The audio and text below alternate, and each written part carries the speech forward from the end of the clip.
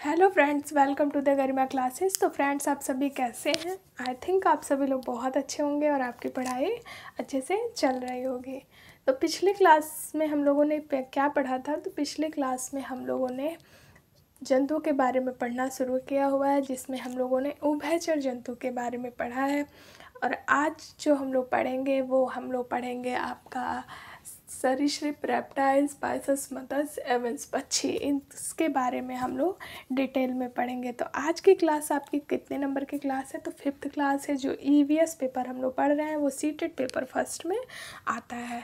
तो चलिए हम इसे कंटिन्यू करते हैं। तो सबसे पहले हम पढ़ेंगे रेप्टाइल्स के बारे में। तो आपके रेप्टाइल्स कैसे होते हैं हम इसे देखते हैं।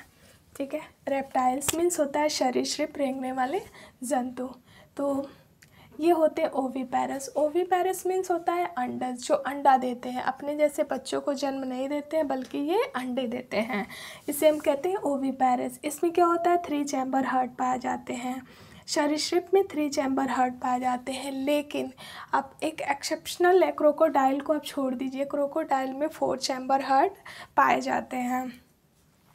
ये कोल्ड ब्लडेड होते हैं, ठीक है, विषमतापी होते हैं। पाइलोथर्म्स होते हैं विषमतापी, जिनके बॉडी का टेम्परेचर क्या होता है, फ्लक्चुएट करता है इन्वायरमेंट के हिसाब से।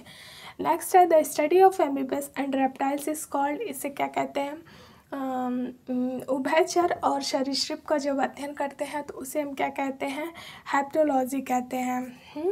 स्टडी ऑफ स्नेक, जहाँ पे हम स्नेक के बारे में अध्ययन करते हैं तो उसे कहते हैं ऑफियोलॉजी, ठीक है। Study of lizard is called, क्या होता है, शोरोलॉजी। जब हम लिजर्ड के बारे में अध्ययन करते हैं, मीन्स छिपकली के बारे में अध्ययन करते हैं तो क्या कहलाते हैं, शोरोलॉजी कहलाते हैं। रेप्टाइल्स के आपके एग्जाम्पल कौन कौन से हो जाएंगे? तो एग्जाम्पल आप लिख सकते हैं, आपका हो गया स्नेक, लिजर्ड,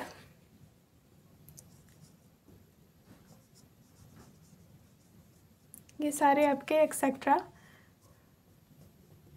ये आपके क्या होते हैं, रेप्टाइल्स होते हैं। अब हम पढ़ेंगे बाइसस के बारे में, मत्स्य जीवन के बारे में, ठीक है। तो ये कैसे होते हैं, ओविपेरस, ये भी होते हैं आपके ओविपेरस। जैसे आपका सरीसृप ओविपेरस होता है वैसे ही आपके मत्स्य होते हैं। ओविपेरस मीन्स अंडस। अब ये अपने जैसे बच्चे नहीं देते हैं, ये अंडे देते हैं। इनमें हार्ट कितने कैसे होते हैं, तो 2 चैम्बर हार्ट पाए जाते हैं। यहाँ पे कैसे पाए जाते हैं, 3 चैम्बर हार्ट पाए जाते हैं। ये कैसे होते हैं, ये कोल्ड ब्लडेड होते हैं, मीन्स विषमतापी होते हैं। पाइलोथर्म्स होते हैं। इनके भी बॉडी का टेम्परेचर क्या होता है, फ्लैक्चुएट करता है। द स्टडी ऑफ फिशेज, जहाँ पे हम मछलियों के बारे में अध्ययन करते हैं उसे क्या कहते हैं, एथोलॉजी कहते हैं। लार्जेस्ट फिश कौन सी है, वेल शार्क। लार्जेस्ट फिश ये वर्ल्ड का है, वर्ल्ड याद रखिएगा, वर्ल्ड के हिसाब से है। लार्जेस्ट फिश आपकी कौन सी है, तो सबसे बड़ी मछली कौन सी है, व्हेल शार्क। विश्व की सबसे छोटी मछली कौन है, पेडोसाइप्रस। मोस्ट डेंजरस फिश, वर्ल्ड की सबसे खतरनाक मछली कौन सी होती है, तो शार्क मछली है। एल फिश कैसी होती है, तो इलेक्ट्रिक फिश होती है, इससे झटके लगते हैं तो करंट लगेंगे, ऐसी ये मछली है एल फिश। आपके फिश में कौन कौन से, जैसे एग्जांपल आप लिख सकते हैं, रोहू हो गया, मंगूर हो गया, डॉग फिश, कैट फिश, ये सारे आपके फिश होते हैं जो आपके इसमें आएंगे हैं। अब हम देखते हैं एवस के बारे में, मीन्स पक्षी के बारे में। तो ये कैसे होते हैं, तो ये होते हैं आपके ओविपेरस, ये भी आपके ओविपेरस होते हैं। ओविपेरस मीन्स अंडा देने वाले जंतु होते हैं। 4 चैम्बर हार्ट पाए जाते हैं। इनमें जो 4 कक्षीय हृदय पाए जाते हैं, इसको हिंदी में बोलते हैं 4 कक्षीय हृदय। इसे 2 चैम्बर हार्ट, 2 कक्षीय हृदय, 3 चैम्बर, 3 कक्षीय हृदय। वार्म ब्लडेड होते हैं, ये समतापी होते हैं, इन्हें क्या कहते हैं, होम्योथर्म्स कहते हैं। समतापी मीन्स इनके बॉडी का टेम्परेचर एक समान रहता है। बॉडी कवर्ड विथ फिदर, पक्षियों का जो शरीर होता है वो उनके फरों से ढका होता है। फर वार्म और फ्लाइट में हेल्प करते हैं, कैसे, उनके बॉडी को गर्म रखता है उनका फर, और ये उड़ने में सहायता भी प्रदान करते हैं। बर्ड आपके कौन कौन से हो जाते हैं, तो बर्ड आपके हो जाएंगे पैरट, स्पैरो, क्रो एक्सेट्रा।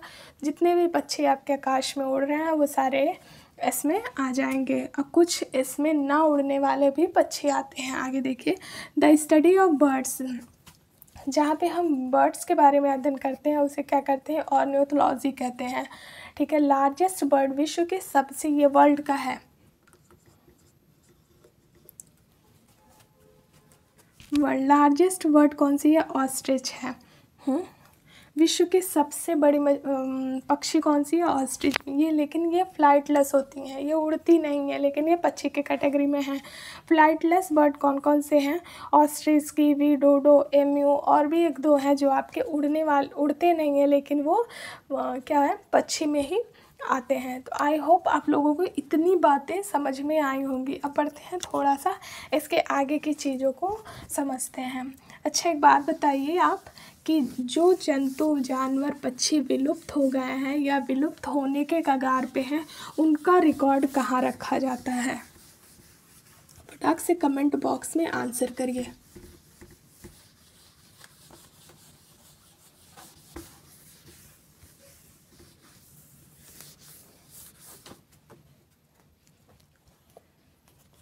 जो भी जंतु आपके विलुप्त हो गए हैं वो कहाँ पे उनका रिकॉर्ड रखा जाता है? ये डोडो जो आपका पक्षी है, ये कैसा है, विलुप्त हो गया है या नहीं हुआ है? तो ये विलुप्त हो चुका है, अब ये दिखाई नहीं देते हैं।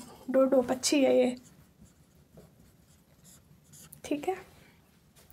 रेड डाटा बुक में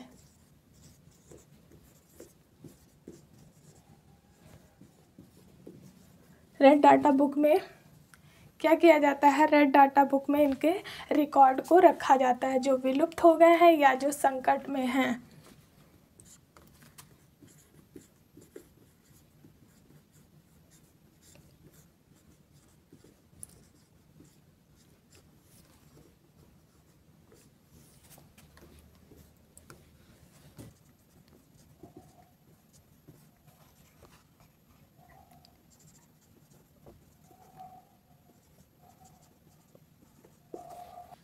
इसको पब्लिश कौन करता है?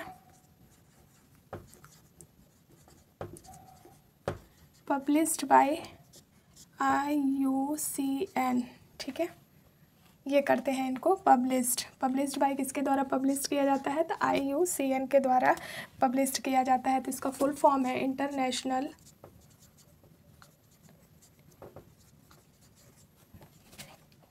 यूनियन फॉर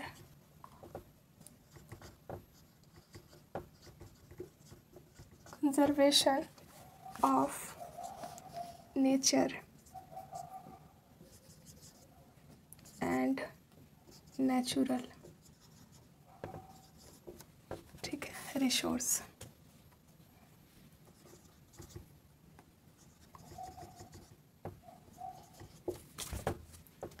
तो जो पक्षी या फिर जो भी जंतु आपके विलुप्त हो गए हैं या संकटापन्न में हैं, उनको कहाँ रखा जाता है उनका रिकॉर्ड? तो रेड डाटा बुक में उनका रिकॉर्ड रखा जाता है। वो कौन पब्लिश करता है? तो IUCN पब्लिश करता है। ठीक है।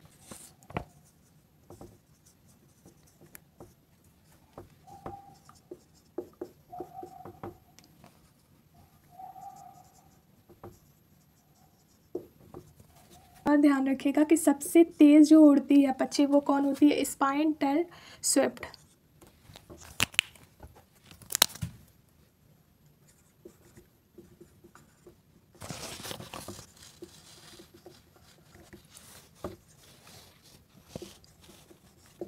ये सबसे तेज़ fastest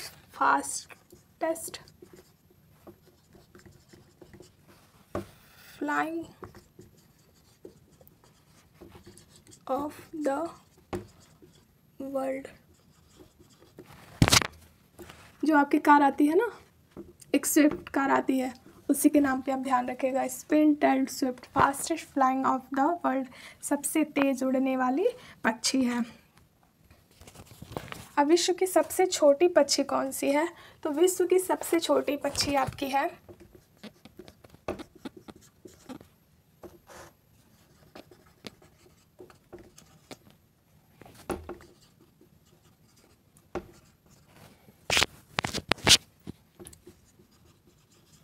smallest bird of the world. ये पॉइंट सारे याद रखिएगा। इस वर्ड ऑफ द वर्ड विश्व एनसीईआरटी की जब हम समरी करेंगे तो उसमें आपके सामने इस सारे जो भी हम लोगों ने पॉइंट को पढ़ा है, मछली के बारे में, पक्षी के बारे में, सरीसृप के बारे में, मैमल्स के बारे में जो भी पढ़ रहे हैं, ये सारे फिर आगे एनसीईआरटी के एक एक चैप्टर में आपको इससे रिलेट कर करके क्वेश्चंस आते हैं। ठीक है, तो उस चीज़ का मेन पॉइंट यहाँ पे पढ़ाया गया है। आप इसे 1-2 बार रिवीजन कर लीजिएगा ताकि चीज़ें दिमाग में रहे, एग्ज़ाम में आप उसे आसानी से कर पाएँ। और इससे अभी और भी आगे अलग अलग तरीके के क्वेश्चन मिलेंगे कि कैसे क्वेश्चंस आते हैं, किस तरीके से पूछे जाते हैं। बहुत सारे जानवर के बारे में, घर के बारे में, सबके बारे में हमें पढ़ना होगा जो एनसीईआरटी में दी गई है। तो आई थिंक आज की क्लास आप लोगों को अच्छी लगी होगी। अगर आपको क्लास अच्छी लगी है तो please like, subscribe, comment and share ज़रूर करें ताकि हम आपके लिए और भी क्लास प्रोवाइड करें। Thanks for the watching video. Thank you.